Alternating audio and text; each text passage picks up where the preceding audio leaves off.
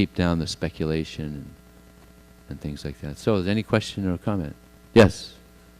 Brigopati Prabhu, the microphone is coming.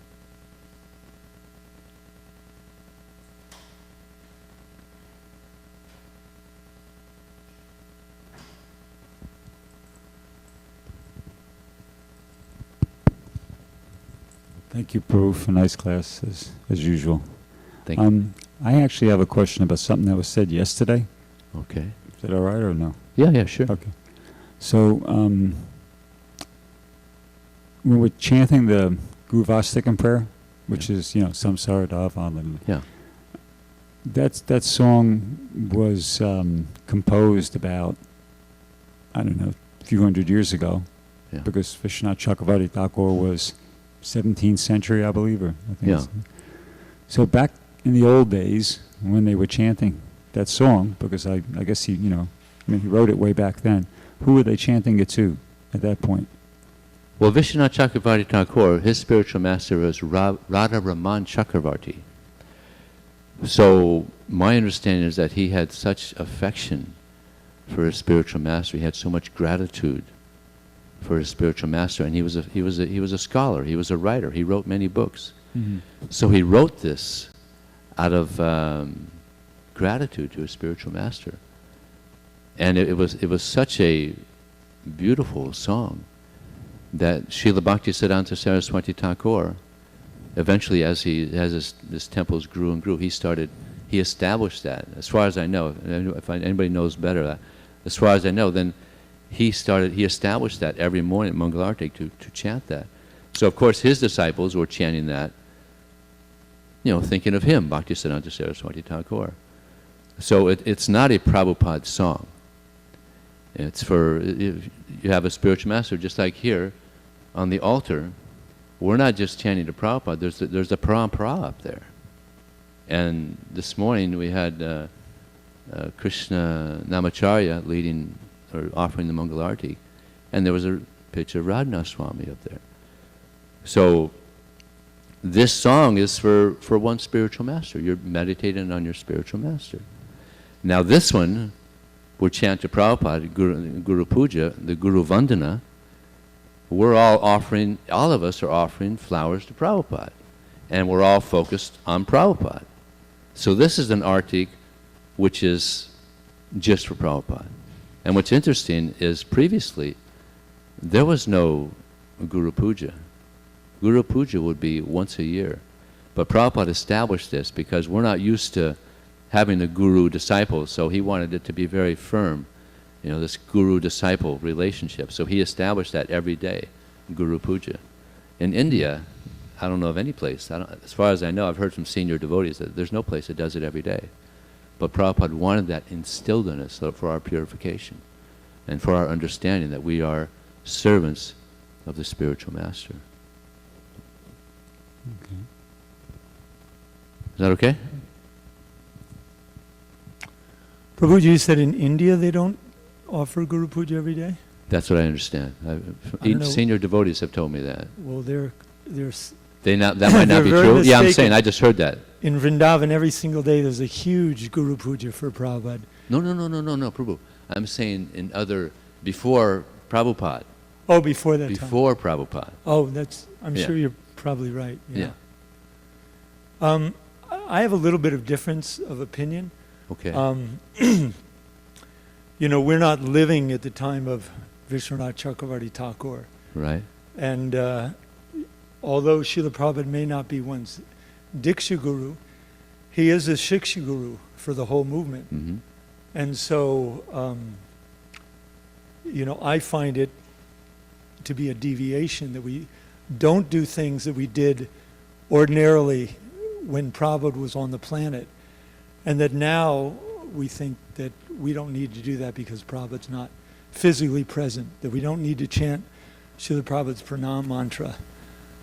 We do see simply by historical example that practically all the spiritual masters who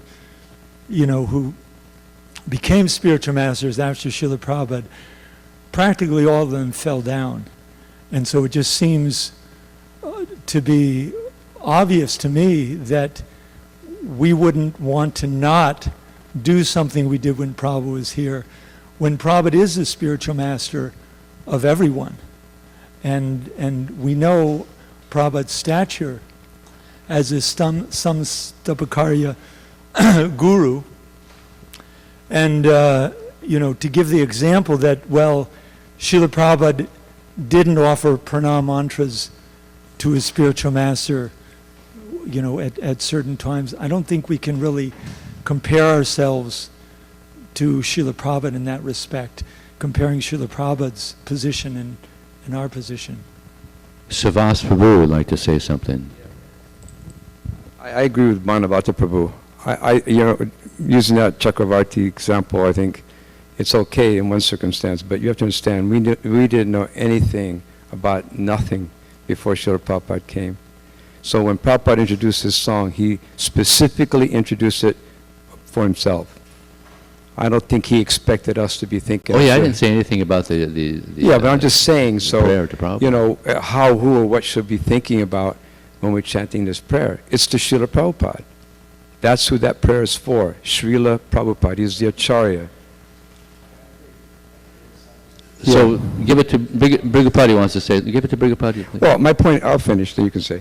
My point is that he is the Acharya. Of course. So and he's also the Shiksha of everyone. So even if one is not a direct initiate of Srila Prabhupada, he's still praying to Prabhupada as the Shiksha Guru. Of course. Yes. So I didn't say it. I don't understand question how is- you can say that when a disciple is here chanting that prayer, he's chanting it to his particular So spiritual should they master. not think of their spiritual master when they're Well, offering these prayers? According to GBC, that's not true. They shouldn't. You're saying the GBC should not think of their spiritual master when they're saying the Guru Vashtaka? Well, my understanding was different. I'm not sure where you got your understanding from that at. I mean, I don't know where you got that from. Well, I didn't know that. Is there a law like that? You're meant to No, think? but Is that like an ISKCON law? Or, it has been said, because of what Bandhabhata Prabhu mentioned, is there's been a lot of gurus that have fallen. So here you have 5 or 6 or 7 disciples that are initiated by a regular guru in ISKCON, and they're chanting their spiritual master, then he's not there anymore. Then who is he chanted to? In other words, if there have been many regular gurus that have looped from Krishna consciousness, so who do they chant? Yeah, obviously. Okay, but who do they chant that prayer to? Obviously, then after if they bloop, then you've chanted to Prabhupada. Okay, so that's why the GBC wanted all of us to chant to Srila Prabhupada, because of that situation happening. Prabhupada's the Acharya. He started this ISKCON movement. So even if you're not initiated by him, you're still chanting that. Even the GBC said when a disciple offers their pranams, they should say to Prabhupada and their guru. Not just to their guru, but also to Srila Prabhupada. Why did they say that? Mm-hmm. Okay, So when they're chanting the prayers in the morning, it's to Srila Prabhupada, as far as I understand. Okay. I can research that a little bit more. Yeah, we can research. We should do some investigation, find out. And the point being is, yes, your guru could bloop, and if he's blooped, then what do you do? Yeah, you go to Prabhupada. You go to Srila Prabhupada. Of course. So, Brigapati Prabhu wants to say something? I'm okay with that.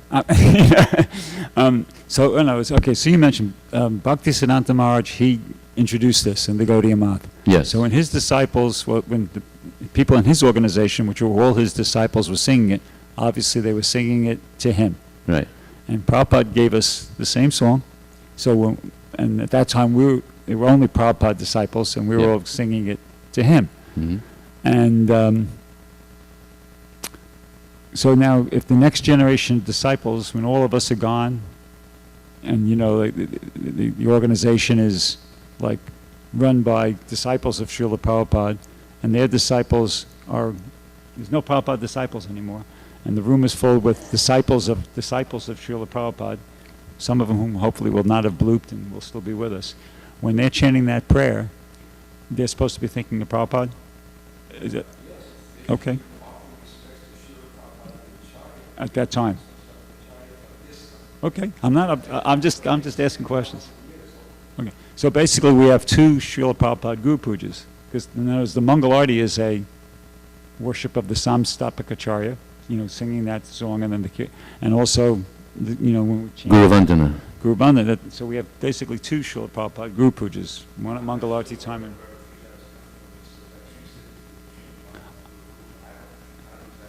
my thing is, I don't want to. I don't want to come off as somebody who's kind of, I don't know one way or the other, to be honest with you. I mean, and I don't feel stupid saying that because, and I'll tell you, whatever the GBC, whatever the big Shastric authorities and pundits decide, I just want to do the right thing. But I'm just trying to. Yeah, because I know I can't ever remember, like, I listen to Prabhupada lectures day and night, and I never heard Prabhupada kind of talk about this one way or the other. So I'm just kind of like, okay, whatever you guys say is the right thing to do, I'll do it.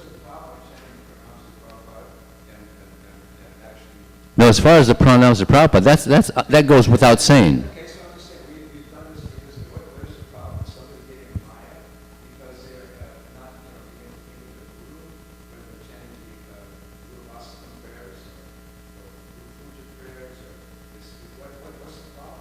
Why can't it just continue? What is the difficulty? Well, I think I don't understand what the difficulty is. It's been going on for 50 years. So all of a sudden we want to change it? In other words, suddenly we're going to say, okay, don't do that, don't do this, don't say Nama Om.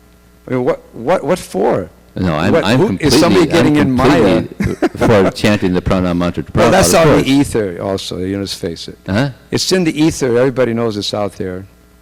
Everybody knows it's going on, there's nobody in ignorance here, everybody knows that. So, but So- my only question would be, the disciple has a spiritual master. I mean, he could, we should investigate. Should he be thinking of Prabhupada or his spiritual master? Why, will he be in Maya if he's singing? It wouldn't be in Maya, but he wants to establish a relationship. It's kind of like, it's personalism. He has a guru, so he's thinking of his spiritual master. Sure, and there's other ways of doing that. He's saying his pranams to every day to his guru. Every time he bows down, he can say his pranams to his guru 10 times, Uh-huh. Yeah. at least. He can go into his own home and have an altar and chant that prayer to his spiritual master. Uh-huh. This is a public forum here. This is the temple that Srila Prabhupada established. If you go into your own home, you have a picture, a deity of your guru. Hey, listen, invite all your other god brothers and sisters there and have a big bash. Chant for 8 hours. Mm-hmm. That'll be good, no problem. But here when you're in the temple room, this is Srila Prabhupada's. Yeah, He's- pranam mantra, yes. absolutely. Yeah, so there was one devotee, so- one senior devotee that Yeah. didn't chant the pranam mantra at Mangalarti. And I was like, I felt so bad that Prabhupada they didn't chant it at Mangalarti. Yeah, So I went to him and said, Prabhu, you didn't chant the pranam mantra. yeah. And he said, well, there's so many gurus. And I said, but Prabhupada, he's the founder of Acharya for our whole society for thousands of years. So he accepted that, and from then on, he started chanting the pranam mantra. And I recall also when we had the 11 gurus in ISKCON, at one particular point when that particular guru would come to a temple to visit, then we would have Mangal Artik and we would be chanting to that particular guru. And we would ignore Srila Prabhupada. That happened for years. Wow. For years that happened. And then we had so many of them fall down. Yeah. So, we have to be very careful. Why do we need to change anything? Leave it as it is. And just be happy in Krishna consciousness. No, I didn't say change anything. I'm just saying No. about the subtlety of who the disciple should think of when he's chanting those prayers. So we should investigate. Think of Prabhupada. Yeah. Also, Prabhupada, but why not the spiritual master? I mean, he's trying to... okay, then, I'm not going to... Both. What about both? Okay, I'm not going to tell anybody. I think that question is actually pretty, it's like a relative question to me. I mean, it's neither here or there. I mean, if the disciples want us to do that secretly in their heart or whatever, fine. I'm not going to tell them don't. Oh, good. I'm not going to grab Okay. somebody by their kurta and throw them out the door. So we got a good balance now. Because they're thinking of their spiritual master. Good. But I'm just saying publicly. Yeah. Yeah. Publicly, Exactly, this is of what's course. established. That's a law. That's Yeah. an ISKCON law. Exactly. It's just Prabhupada, publicly, Yeah, of course. this is what it should be. Yes. Okay, so we got a proper After balance now. all of us Prabhupada disciples are dead and buried, God bless you. I'm sure it's going to continue as it's going on now. Srila Prabhupada ki jai.